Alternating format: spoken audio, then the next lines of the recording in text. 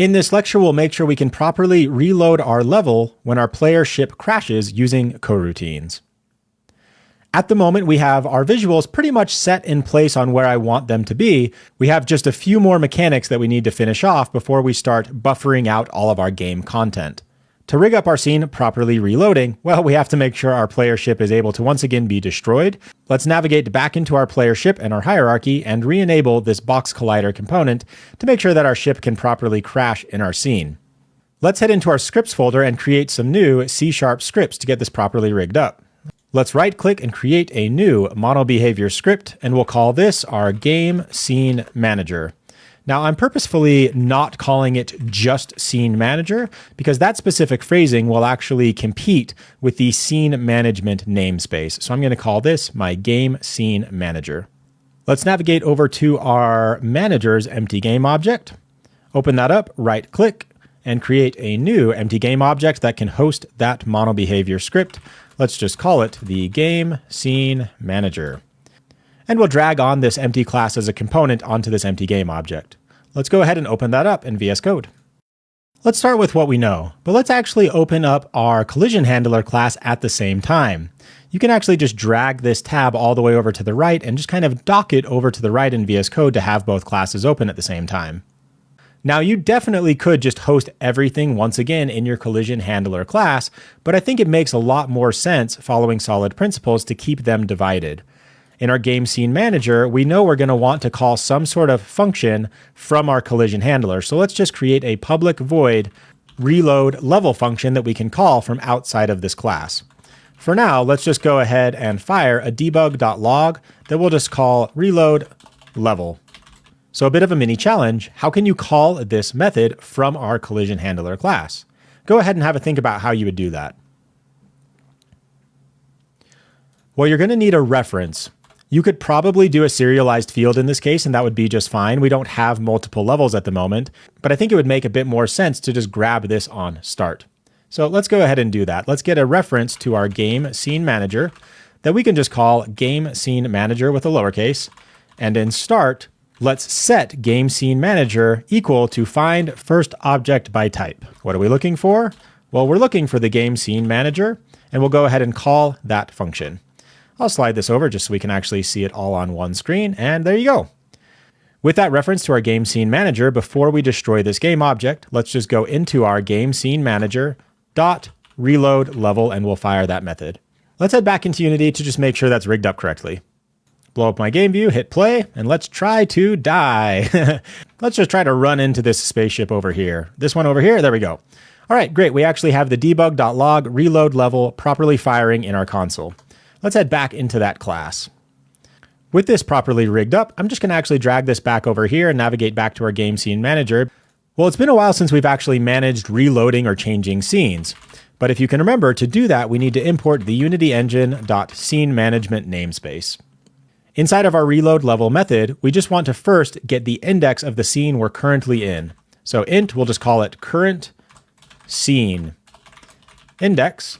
And then we just want to go into scene manager dot get active scene. This is a built-in Unity method dot build index to return an integer.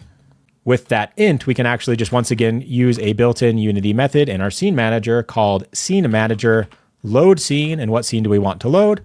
Well, the current index that we're currently in. So current scene index. I'll go ahead and get rid of this debug.log. We don't need that anymore. And let's head back into Unity to see what that looks like. All right, let's hit play and give it a whirl. I don't think we're going to be able to run into this first wave of spaceships, so I'll blow those up, haha. And then look really quick, boom, Okay, so we immediately died and then we just immediately reloaded the scene. That can be pretty jarring to say the least. I think it would make a lot more sense if we just had a bit of a delay before we reloaded the level. We can do that using coroutines. And a coroutine is really just a different type of function, but it has a different return type. Instead of returning void, we return IE enumerator. And you don't need to overcomplicate this. All you need to know for now is that an IE enumerator allows us to iterate over a collection, kind of like an array. More importantly, what I want you to pay attention to for now is that it allows us to yield or wait before continuing. You can do things like yield return null, which will actually wait till the next frame inside of Unity. You can also yield return new wait 4 seconds and then pass through a float, basically waiting a certain amount of time before it continues. You can even do things like yield return another coroutine. In other words, you want one coroutine to actually start doing some sort of functionality, wait for another coroutine to finish before continuing on. The syntax for a coroutine looks something like this. Instead of returning void, you'll return IE enumerator and then just have the name of the function. However, it's pretty common naming convention to name all of your coroutines some sort of name that has coroutine or routine at the end of the function. For example, something like name of routine. Somewhere inside of that function, you'll need to yield return something. So for example, you can yield return new, wait 4 seconds, it'll wait for 3 seconds, and then you can do some sort of other logic. You can even have multiple yields inside the same coroutine. So let's go try that out back in our class.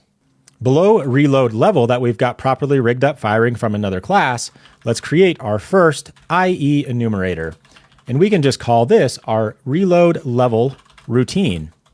Inside here, let's just yield return and wait for 1 second. Yield return new, wait 4 seconds, and then we'll just pass through 1 second, so 1F. What do we want to do after we wait 1 second? Well, we want to do all of this logic up here. So I'll just hold Alt and hit the arrow key a few times and slide it down. To call or start a coroutine, you don't actually do it the same way that you would a normal method. So in other words, you would not actually reload level routine open and close parentheses.